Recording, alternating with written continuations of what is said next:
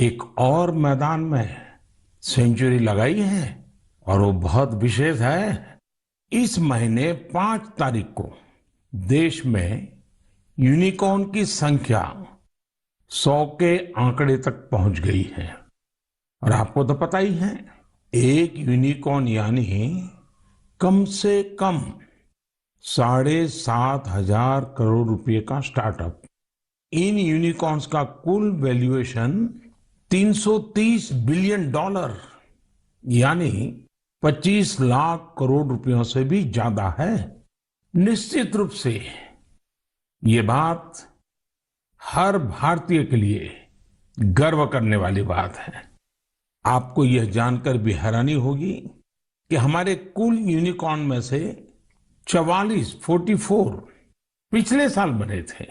इतना ही नहीं, इस वर्ष के 3-4 महीने में ही 14 और नए यूनिकॉर्न बन गए।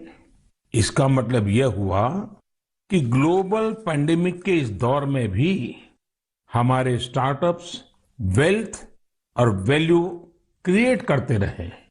इंडियन यूनिकॉर्न्स का average annual growth rate USA, UK और अन्य कई देशों से भी ज्यादा है। एनालिस्ट का तो ये भी कहना है कि आने वाले वर्षों में इस संख्या में तेज उछाल देखने को मिलेगी। एक अच्छी बात ये भी है कि हमारे यूनिकॉर्न्स डाइवर्सिफाइंग है।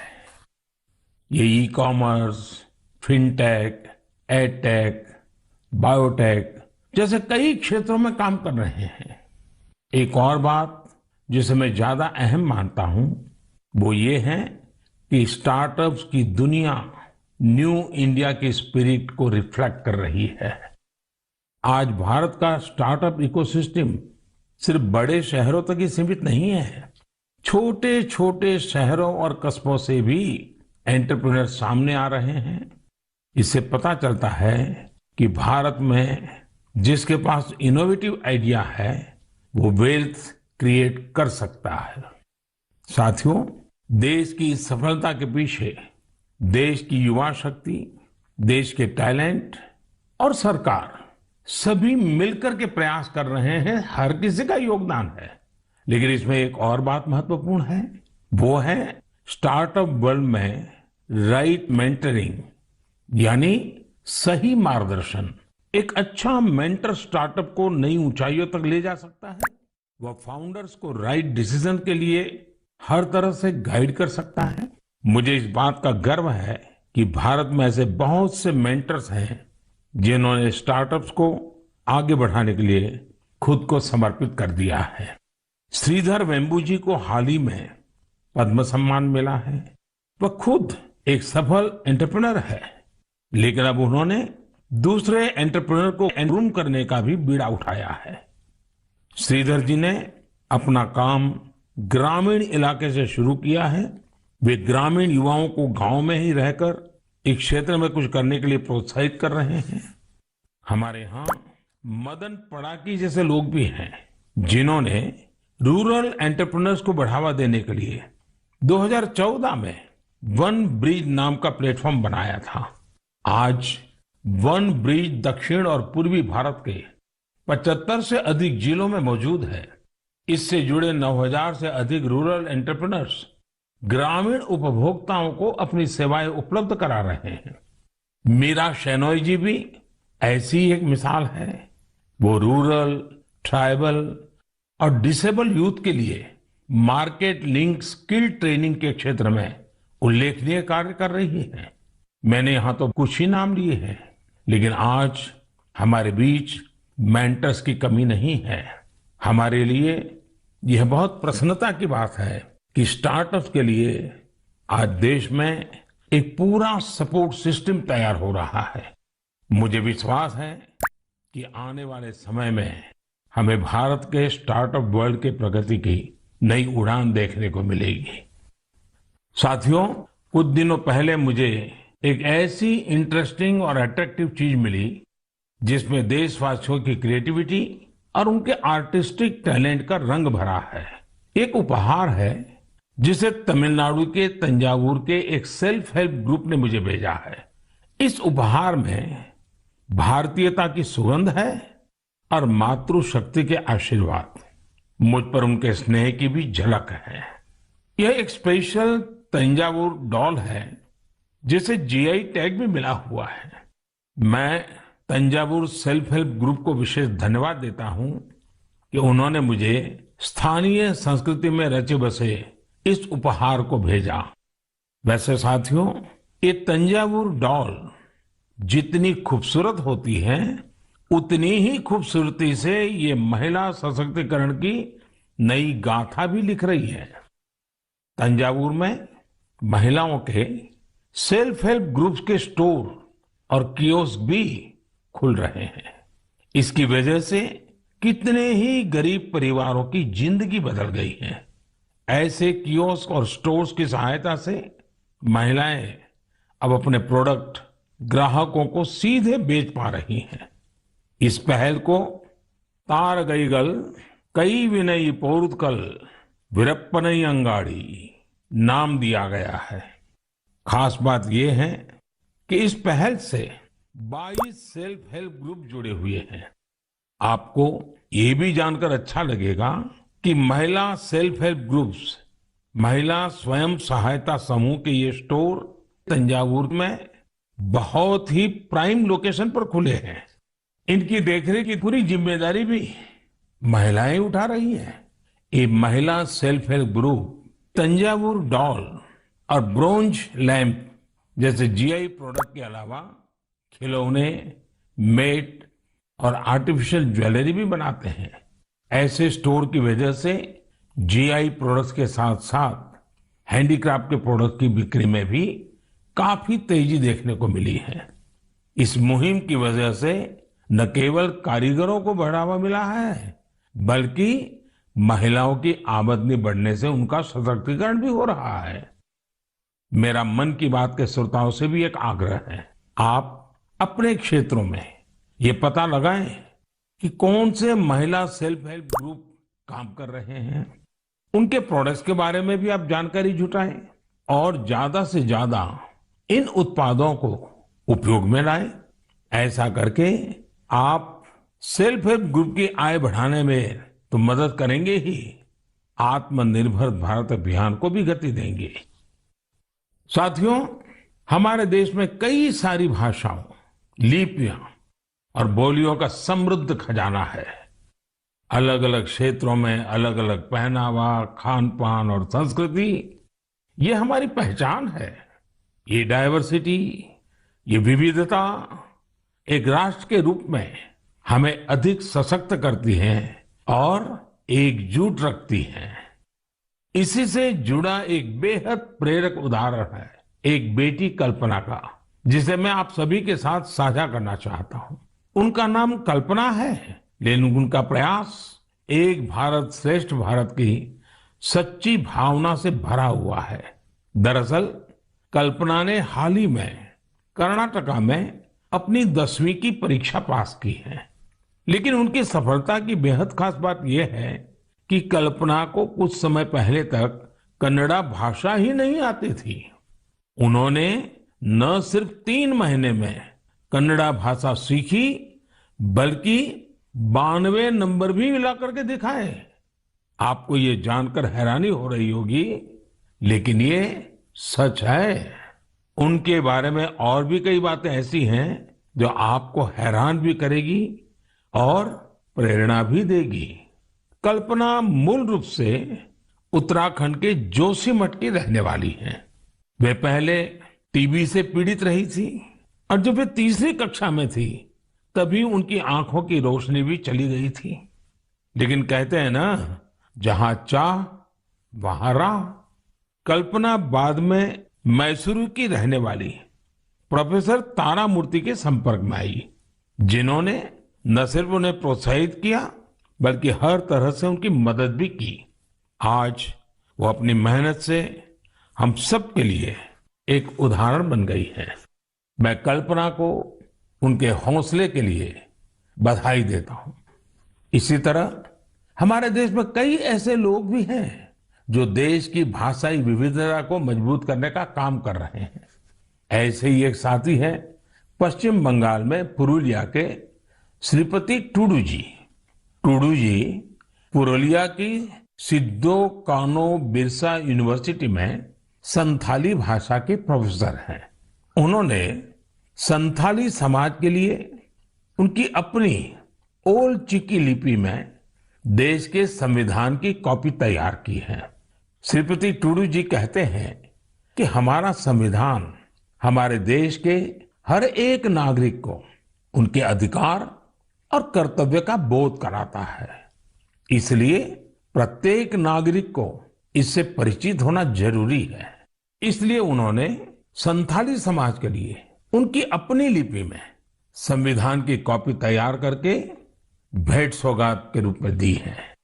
मैं श्रीपति जी की सोच और उनके प्रयासों की सराहना करता हूं। ये एक भारत श्रेष्ठ भारत की भावना का जीवंत उदाहरण है। इस भावना को आगे बढ़ाने वाले ऐसे बहुत से प्रयासों के बारे में आपको एक भारत श्रेष्ठ भारत की वेबसाइट पर भी जानकारी मिलेगी। यहाँ आपको खान पान, कला, संस्कृति, पर्यटन समेत ऐसे कई विषयों पर एक्टिविटीज के बारे में पता चलेगा। आप इन एक्टिविटीज में हिस्सा भी ले सकते हैं। इससे आपको अपने देश के बारे में जानकारी भी मिलेगी और आप देश की विविधता को महसूस भी करेंगे। मेरे प्यारे देशवासियों, इस समय हमारे देश में उत्तराखंड के 4 धाम की पवित्र यात्रा चल रही है।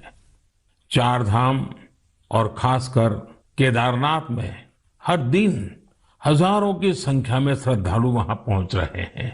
लोग अपनी 4 धाम यात्रा के सुखद अनुभव शेयर कर रहे हैं। लेकिन मैंने ये भी देखा कि श्रद्धालु केदारनाथ में कुछ यात्रियों द्वारा फैलाई जा रही गंदगी की वजह से बहुत दुखी भी है। सोशल मीडिया पर भी कई लोगों ने अपनी बात रखी है। हम पवित्र यात्रा में जाएं और वहां गंदगी का ढेर हो, ये ठीक नहीं। लेकिन साथियों, इन शिकायतों के बीच कई अच्छी तस्वीरें भी देखने को मिल रही हैं। जहां श्रद्धा है वहां सृजन और सकारात्मकता भी है। कई श्रद्धालु ऐसे भी हैं जो बाबा केदार के धाम में दर्शन पूजन के साथ साथ स्वच्छता की साधना भी कर रहे हैं। कोई अपने ठहरने के स्थान के पास सफाई कर रहा है, तो कोई यात्रा मार्ग से कूड़ा कचरा साफ कर रहा है।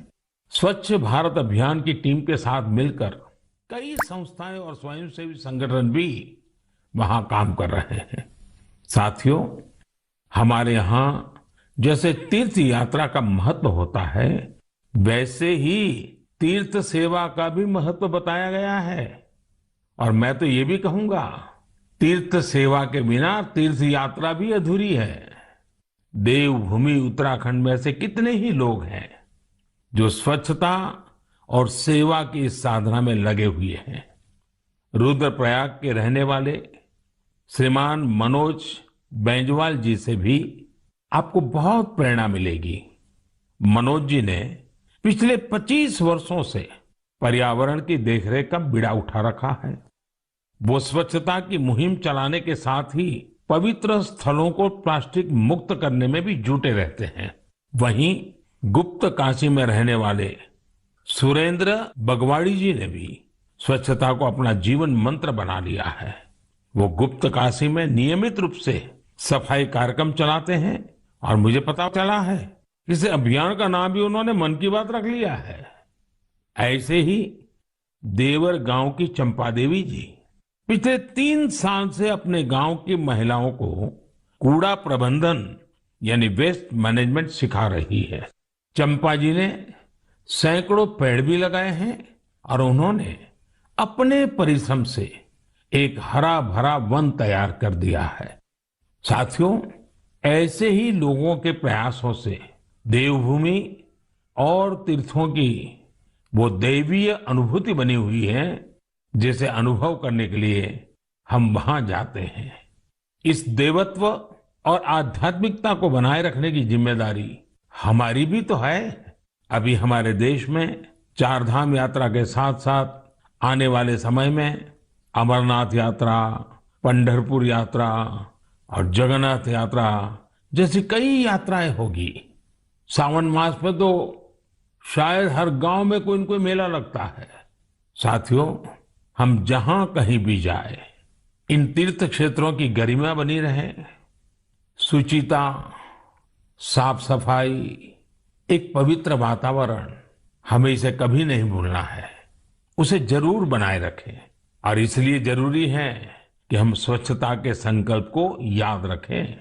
कुछ दिन बाद ही 5 जून को विश्व पर्यावरण दिवस के रूप में मनाता है। पर्यावरण को लेकर हमें अपने आसपास की सकारात्मक अभियान चलानी चाहिए और ये निरंतर करने वाला काम है। आप इस बार सबको साथ जोड़कर स्वच्छता और वृक्षारोपण के लिए कुछ प्रयास जरूर करें। आप खुद भी पेड़ लगाइए और दूसरों को भी प्रेरित करिए। मेरे प्यारे देशवासियों, अगले महीने 21 जून को हम 8वां अंतर्राष्ट्रीय योग दिवस मनाने वाले हैं। इस बार योग दिवस की थीम है योगा फॉर ह्यूमैनिटी। मैं आप सभी से योग दिवस को बहुत ही उत्साह के साथ मनाने का आग्रह करूंगा। हाँ, कोरोना से जुड़ी जरूरी सावधानियां भी बरतें। वैसे अब तो पूरी दुनिया में कोरोना को लेकर हालत पहले से कुछ बेहतर लग रहे हैं। अधिक से अधिक वैक्सीनेशन कवरेज की वजह से अब लोग पहले से कहीं ज्यादा बाहर भी निकल रहे हैं। इसलिए पूरी दुनिया में योग दिवस को लेकर काफी तैयारियां भी देखने को मिल रही हैं। कोरोना महामारी ने हम सभी को ये एहसास भी कराया है कि हमारे जीवन में स्वास्थ्य का कितना अधिक महत्व है और योग इसमें कितना बड़ा माध्यम है। लोग ये महसूस कर रहे हैं कि योग से फिजिकल, स्पिरिचुअल और इंटेलेक्चुअल वेलबीइंग को भी कितना बढ़ावा मिलता है। विश्व के टॉप बिजनेस पर्सन से लेकर फिल्म और स्पोर्ट्स पर्सनालिटीज तक, स्टूडेंट से लेकर सामान्य मानवी तक, सभी योग को अपने जीवन का अभिन्न अंग बना रहे हैं। मुझे पूरा विश्वास है कि दुनिया भर में योग की बढ़ती लोकप्रियता को देखकर आप सभी को बहुत अच्छा लगता होगा। साथियों, इस बार देश विदेश में योग दिवस पर होने वाले कुछ बेहद इनोवेटिव उदाहरणों के बारे में मुझे जानकारी मिली है। इन्हीं में से एक है गार्डियन रिंग। एक बड़ा ही यूनिक प्रोग्राम होगा। इसमें मूवमेंट ऑफ सन को सेलिब्रेट किया जाएगा। यानी सूरज जैसे जैसे यात्रा करेगा, धरती के अलग अलग हिस्सों से हम योग के जरिए उसका स्वागत करेंगे। अलग अलग देशों में इंडियन मिशंस वहां के लोकल टाइम के मुताबिक सूर्योदय के समय योग कार्यक्रम आयोजित करेंगे। एक देश के बाद दूसरे देश से कार्यक्रम शुरू होगा। पूरब से पश्चिम तक निरंतर यात्रा चलती रहेगी। फिर ऐसे ही ये आगे बढ़ता रहेगा। इन कार्यक्रमों की स्ट्रीमिंग भी इसी तरह एक के बाद एक जुड़ती जाएगी। यानी ये एक तरह का रिले योगा स्ट्रीमिंग इवेंट होगा। आप भी इसे जरूर देखिएगा। साथियों, हमारे देश में इस बार अमृत महोत्सव को ध्यान में रखते हुए देश के 75 प्रमुख स्थानों पर भी अंतर्राष्ट्रीय योग दिवस का आयोजन होगा। इस अवसर पर कई संगठन और देशवासी ने अपने अपने स्तर पर अपने अपने क्षेत्र की खास जगहों पर कुछ न कुछ इनोवेटिव करने की तैयारी कर रहे हैं। मैं आपसे भी यह आग्रह करूंगा, इस बार योग दिवस मनाने के लिए आप अपने शहर, कस्बे या गांव की किसी ऐसी जगह चुने जो सबसे खास हो। ये जगह कोई प्राचीन मंदिर और पर्यटन केंद्र हो सकता है, या फिर किसी प्रसिद्ध नदी, झील या तालाब का किनारा भी हो सकता है।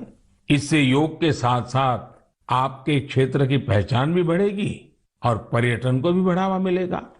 इस समय योग दिवस को लेकर 100 डे काउंटडाउन भी जारी है। या यूं कहें कि निजी और सामाजिक प्रयासों से जुड़े कार्यक्रम 3 महीने पहले ही शुरू हो चुके हैं। जैसा कि दिल्ली में 100वें दिन और 75वें दिन के काउंटडाउन प्रोग्राम्स हुए हैं, वहीं असम के शिवसागर में 50वें और हैदराबाद में 25वें काउंटडाउन इवेंट आयोजित किए गए। मैं चाहूंगा कि आप भी अपने यहाँ अभी से योग दिवस की तैयारियां शुरू कर दीजिए। ज्यादा से ज्यादा लोगों से मिलिए। हर किसी को योग दिवस के कार्यक्रम में जुड़ने के लिए आग्रह कीजिए, प्रेरित कीजिए। मुझे पूरा भरोसा है कि आप सभी योग दिवस में बढ़ चढ़कर हिस्सा लेंगे, साथ ही योग को अपने दैनिक जीवन में भी अपनाएंगे। साथियों, कुछ दिन पहले मैं जापान गया था। अपने कई कार्यक्रमों के बीच मुझे कुछ शानदार शख्सियतों से मिलने का मौका मिला। मैं मन की बात में आपसे उनके बारे में चर्चा करना चाहता हूं। वे लोग हैं तो जापान के, लेकिन भारत के प्रति इनमें गजब का लगाव और प्रेम है। इनमें से एक है हिरोशी कोइके जी, जो एक जाने माने आर्ट डायरेक्टर है। आपको ये जानकर बहुत ही खुशी होगी कि इन्होंने महाभारत प्रोजेक्ट को डायरेक्ट किया है। इस प्रोजेक्ट की शुरुआत कंबोडिया में हुई थी और पिछले 9 सालों से ये निरंतर जारी है। हिरोशी कोइके जी हर काम बहुत ही अलग तरीके से करते हैं। वे हर साल एशिया के किसी देश की यात्रा करते हैं और वहां लोकल आर्टिस्ट और म्यूजिशियंस के साथ महाभारत के कुछ हिस्सों को प्रोड्यूस करते हैं। इस प्रोजेक्ट के माध्यम से उन्होंने इंडिया, कंबोडिया और इंडोनेशिया सहित 9 देशों में प्रोडक्शन किए हैं और स्टेज परफॉर्मेंस भी दी है। हिरोशी कोइके जी उन कलाकारों को एक साथ लाते हैं जिनका क्लासिकल और ट्रेडिशनल एशियन परफॉर्मिंग आर्ट्स में डाइवर्स बैकग्राउंड रहा है। इस वजह से उनके काम में विविध रंग देखने को मिलते हैं। इंडोनेशिया, थाईलैंड, मलेशिया और जापान के परफॉर्मर्स जावा नृत्य, बाली नृत्य, थाई नृत्य के जरिए इसे और आकर्षक बना देते हैं। खास बात यह है कि इसमें प्रत्येक परफॉर्मर अपनी ही मातृभाषा में बोलता है और कोरियोग्राफी बहुत ही खूबसूरती से इस विविधता को प्रदर्शित करती है। और म्यूजिक की डाइवर्सिटी इस प्रोडक्शन को और जीवंत बना देती है। उनका उद्देश्य इस बात को सामने लाना है कि हमारे समाज में डाइवर्सिटी और कोएग्जिस्टेंस का क्या महत्व है और शांति का रूप वास्तव में कैसा होना चाहिए। इनके अलावा मैं जापान में जिन अन्य 2 लोगों से मिला वे हैं आत्सुशी मात्सुओ जी और केंजी योशी जी। ये दोनों ही टेम प्रोडक्शन कंपनी से जुड़े हैं। इस कंपनी का संबंध रामायण की उस जापानीज एनिमेशन फिल्म से है जो 1993 में रिलीज हुई थी। यह प्रोजेक्ट जापान के बहुत ही मशहूर फिल्म डायरेक्टर युगो साकोजी से जुड़ा हुआ था। करीब 40 साल पहले 1983 में उन्हें पहली बार रामायण के बारे में पता चला था। रामायण उनके हृदय को छू गई, जिसके बाद उन्होंने इस पर गहराई से रिसर्च शुरू कर दी। इतना ही नहीं, उन्होंने जापानी भाषा में रामायण के 10 वर्जन्स पढ़ डाले और वो इतने पर ही नहीं रुके, वे इसे एनिमेशन में भी उतारना चाहते थे। इसमें इंडियन एनिमेटर्स ने भी उनकी काफी मदद की। उन्हें फिल्म में दिखाए गए भारतीय रीति रिवाजों और परंपराओं के बारे में गाइड किया गया। उन्हें बताया गया कि भारत में लोग धोती कैसे पहनते हैं, साड़ी कैसे पहनते हैं, बाल कैसे बनाते हैं, बच्चे परिवार के अंदर एक दूसरे का मान सम्मान कैसे करते हैं, आशीर्वाद की परंपरा क्या होती है, प्रातः उठ करके अपने घर के जो सीनियर है उनको प्रणाम करना, उनके आशीर्वाद लेना, ये सारी बातें अब 30 सालों के बाद ये एनिमेशन फिल्म फिर से 4K में रीमास्टर की जा रही है। इस प्रोजेक्ट के जल्द ही पूरा होने की संभावना है। हमसे हजारों किलोमीटर दूर जापान में बैठे लोग जो न हमारी भाषा जानते हैं, जो न हमारी परंपराओं के बारे में उतना जानते हैं, उनका हमारी संस्कृति के लिए समर्पण, ये श्रद्धा, ये आदर बहुत ही प्रशंसनीय है। कौन हिंदुस्तानी इस पर गर्व नहीं करेगा। मेरे प्यारे देशवासियों, स्व से ऊपर उठकर समाज की सेवा का मंत्र, सेल्फ फॉर सोसाइटी का मंत्र हमारे संस्कारों का हिस्सा है। हमारे देश में अनगिनत लोग इस मंत्र को अपना, उन्होंने सोचा क्यों न इस पानी से बाकी सभी गांववासियों की भी सेवा की जाए। लेकिन खेत से गांव तक पानी ले जाने के लिए 30-32 लाख रुपए चाहिए थे। कुछ समय बाद कुंवर सिंह के छोटे भाई श्याम सिंह सेना से रिटायर होकर गांव आए तो उन्हें ये बात पता चली। उन्होंने रिटायरमेंट पर मिली अपनी सारी धनराशि इस काम के लिए सौंप दी और खेत से गांव तक पाइपलाइन बिछाकर गांव वालों के लिए मीठा पानी पहुंचाया। अगर लगन हो, अपने कर्तव्यों के प्रति गंभीरता हो, तो एक व्यक्ति भी कैसे पूरे समाज का भविष्य बदल सकता है, ये प्रयास इसकी बड़ी प्रेरणा है। हम कर्तव्य पथ पर चलते हुए ही समाज को सशक्त कर सकते हैं, देश को सशक्त कर सकते हैं। आजादी के इस अमृत महोत्सव में यही हमारा संकल्प होना चाहिए और यही हमारी साधना भी होनी चाहिए, और जिसका एक ही मार्ग है, कर्तव्य, कर्तव्य और कर्तव्य। मेरे प्यारे देशवासियों, आज मन की बात में हमने समाज से जुड़े कई महत्वपूर्ण विषयों पर चर्चा की। आप सब अलग अलग विषयों से जुड़े महत्वपूर्ण सुझाव मुझे भेजते हैं और उन्हीं के आधार पर हमारी चर्चा आगे बढ़ती है। मन की बात के अगले संस्करण के लिए अपने सुझाव भेजना भी मत भूलिएगा। इस समय आजादी के अमृत महोत्सव से जुड़े जो कार्यक्रम चल रहे हैं, जिन आयोजन में आप शामिल हो रहे हैं, उनके बारे में भी मुझे जरूर बताइए। नमो ऐप और माई गॉव पर मुझे आपके सुझावों का इंतजार रहेगा। अगली बार हम एक बार फिर मिलेंगे, फिर से देशवासियों से जुड़े ऐसे ही विषयों पर बातें करेंगे। आप अपना ख्याल रखिए और अपने आसपास सभी जीव जंतुओं का भी ख्याल रखिए। गर्मियों के इस मौसम में आप पशु पक्षियों के लिए खाना पानी देने का अपना मानवीय दायित्व भी निभाते रहें, ये जरूर याद रखिएगा। तब तक के लिए बहुत बहुत धन्यवाद।